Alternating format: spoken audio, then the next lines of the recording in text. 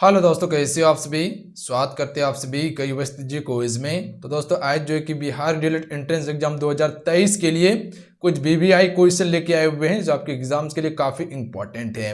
तो आज की इस वीडियो को आपसे कंप्लीट जरूर कवर कर लीजिएगा। तो चलिए शुरू करते हैं। फिर वीडियो को लाइक करके आपसे शेयर जरूर कीजिएगा। जो चैनल पर नया है चैनल को सब्सक्राइब करना, घंटे को प्रेस कर लीजिएगा ताकि बिहार डीएलएड से संबंधित जो भी क्लासेस हो उसका नोटिफिकेशन सबसे पहले प्राप्त हो सके। क्लासेस आपको यहाँ लगातार दिया जा रहा है और आप सभी टेलीग्राम ग्रुप को ज्वाइन कर लीजिएगा। वहाँ पर पीडीएफ दिया जा रहा है आप सभी को, लिंक डिस्क्रिप्शन में दे दिए हैं।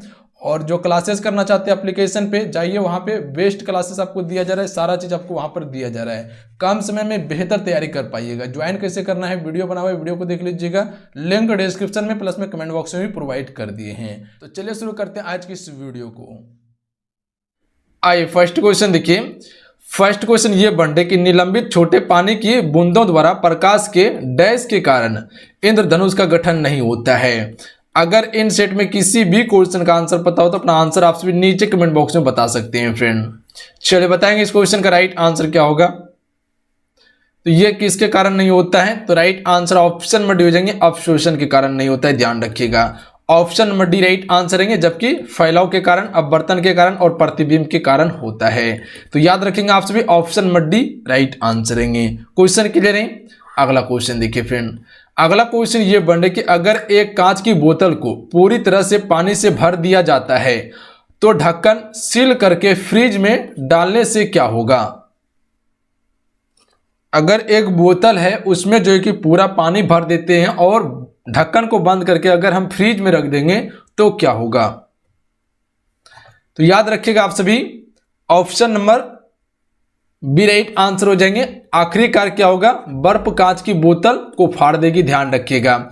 अगर पूरा बोतल में पानी भर के सील पैक करके रख देते तो वो क्या करेगा, बर्फ जैसे हम फ्रिज में डालेंगे कुछ देर के बाद, जमने के बाद क्या होगा, बोतल फट जाएगा। क्योंकि पानी जब जमता है तो पानी का घनत्व तो बढ़ने लगता है, ध्यान रखिएगा, जिसके कारण से क्या होगा, बोतल फटने का चांस रहेगा। अगला क्वेश्चन देख लीजिए, क्वेश्चन नंबर 3। न्यूटन ने गति के कितने नियम बनाए। तो आप सबको बताऊंगे कि न्यूटन ने जो गति का नियम दिया था वो 3 नियम दिया था। Option number D right answer रहेंगे। अगला क्वेश्चन देखिए, मात्रात्मक रूप से हाइड्रोजन परमाणु संरचना और इसके स्पेक्ट्रम की व्याख्या करने वाला पहला व्यक्ति कौन था। तो ये पहला व्यक्ति था नील्स बोर था, ध्यान रखिएगा आप सभी। Option number B right answer रहेंगे। अगला क्वेश्चन देख लीजिए कि इनमें से किस तत्व में बहु परमाणविकता होती है। तो ये किस में होती है फ्रेंड, सल्फर में होती है। ए राइट आंसर रहेंगे, ध्यान रखिएगा। तो किस में होती है, सल्फर में। अगला क्वेश्चन देख लीजिए। अगला क्वेश्चन ये बन रहे कि मुख्य रूप से ग्लेविनाइजिंग की प्रक्रिया में प्रयुक्त होने वाला तत्व डैश है।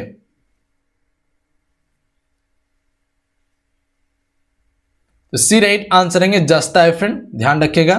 तो ग्लेविनाइजिंग के रूप में जो हम सभी प्रयुक्त करते हैं तो वो क्या है, जस्ता है। सी राइट आंसर रहेंगे। अगला क्वेश्चन देख लीजिए, क्वेश्चन नंबर 7। चलिए इस क्वेश्चन का राइट आंसर बताएंगे आप सभी कि निम्न में से कौन सी धातु निक्रोम में मौजूद है। इनमें से कौन सी धातु जो है फ्रेंड वो निक्रोम में मौजूद है। ए राइट आंसर रहेंगे, निकेल, क्रोमियम और लोहा है, ध्यान रखिएगा।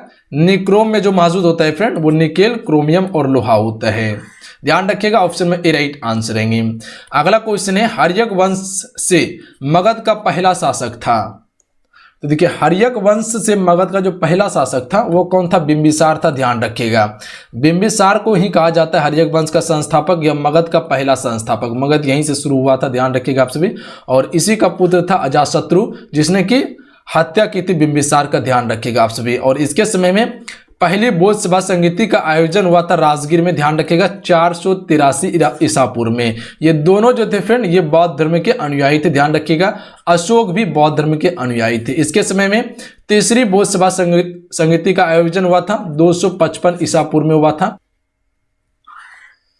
अगला क्वेश्चन देख लीजिए फ्रेंड कि कोहनी से कलाई की भाग में 2 हड्डियां होती है जिन्हें डैश कहा जाता है। तो कोहनी से लेकर कलाई तक के भाग में 2 हड्डी होती है फ्रेंड जिन्हें हम सभी क्या कहते हैं। तो राइट आंसर ऑप्शन में हो जाएंगे त्रिज्या और अल्न कहा जाता है, ध्यान रखिएगा आप सभी। ए राइट आंसर रहेंगे।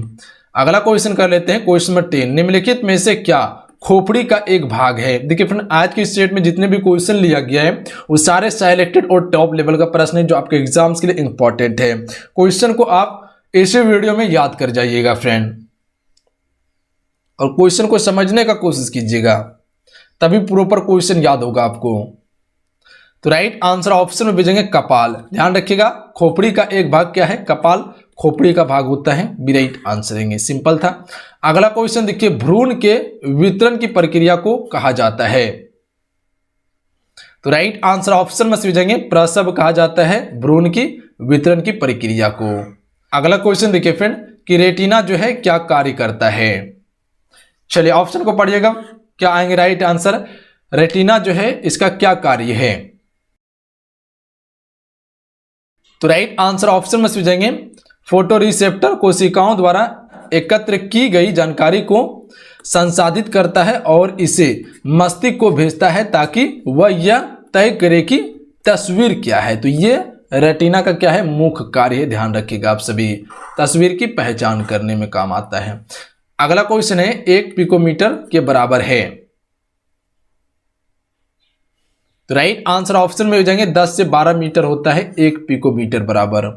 ऑप्शन में ए राइट आंसर रहेंगे फ्रेंड। अगला क्वेश्चन देख लीजिए फ्रेंड, अगला क्वेश्चन ये बन रही कि डैश की जयंती हर साल अंतर्राष्ट्रीय नर्स दिवस के रूप में मनाई जाती है फ्रेंड। राइट आंसर ऑप्शन में हो जाएंगे फ्लोरेंस नाइटिंगेल की जयंती जो फ्रेंड हर एक वर्ष अंतर्राष्ट्रीय नर्स दिवस के रूप में मनाई जाती है। ऑप्शन में डी राइट आंसर रहेंगे। अगला क्वेश्चन है कि डैश का शहर यांगतेजी नदी के मुहाने पर स्थित है। राइट आंसर ऑप्शन में जाएंगे संघाई स्थित है। ध्यान रखिएगा आप सभी, तो कौन सा शहर स्थित है, तो संघाई स्थित है। अगला क्वेश्चन देख लीजिए फ्रेंड, कि डैश कान के पर्दे के दोनों ओर के दाब को बराबर करने में मदद करता है। तो राइट आंसर ऑप्शन में भेजेंगे यूस्टेकी नलिका करता है। ध्यान रखिएगा आप सभी, ऑप्शन में भी राइट आंसर रहेंगे। अगला क्वेश्चन है, रंगीन मीनाकारी के साथ आभूषणों में कटी हुई लकीरें या उत्कीर्ण कोटिंग की प्रक्रिया को डैश कहा जाता है। तो इसे हम सभी क्या कहते हैं, मीनाकारी ही कहते हैं। ए राइट आंसर रहेंगे इसका। अगला क्वेश्चन देख लीजिए क्वेश्चन में 18, इनमें से कौन सा देश सार्क एसोसिएशन का सदस्य नहीं है फ्रेंड। तो राइट आंसर ऑप्शन में भेजेंगे चाइना जो है फ्रेंड इसके सदस्य नहीं है, चीन। ध्यान रखिएगा, जबकि भूटान, नेपाल, पाकिस्तान ये सभी सदस्य हैं। देखिए सार्क के कुल 7 सदस्य हैं, जिसमें कि आपका पहला होता है भारत, उसके बाद पाकिस्तान, उसके बाद बांग्लादेश है, उसके बाद श्रीलंका, तब नेपाल, तब भूटान, उसके बाद मालदीव है। ध्यान रखिएगा। और सार्क का जो गठन किया गया था वो 1985 में किया गया था फ्रेंड।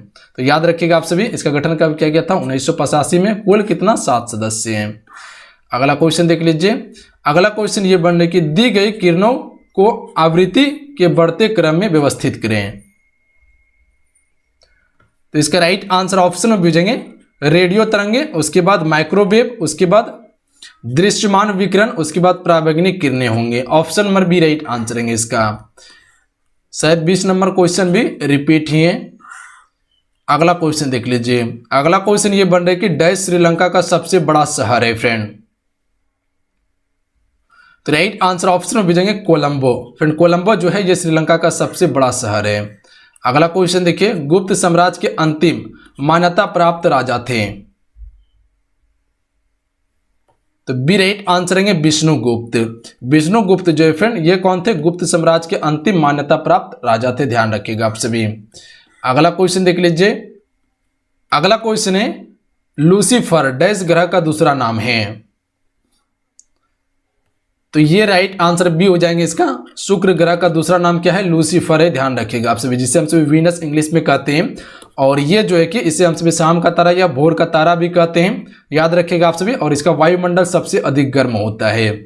और ये सूर्य के बढ़ते क्रम में ये दूसरे नंबर पे आता है। सूर्य से संबंधित ये दूसरा ग्रह है। पहला जो कि सूर्य से नजदीक ग्रह आ जाएंगे बुध, उसके बाद शुक्र आता है, उसके बाद जो है कि वो पृथ्वी है।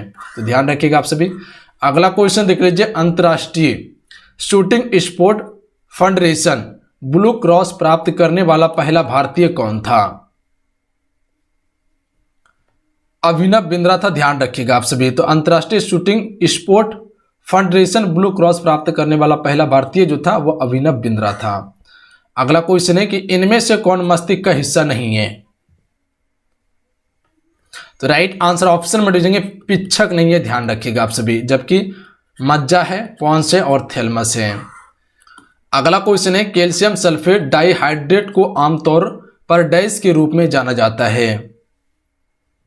तो इसे हम सभी जिप्सम के रूप में जानते हैं। तो कैल्शियम सल्फेट डाइहाइड्रेट को आमतौर पे जिप्सम के रूप में जानते हैं हम।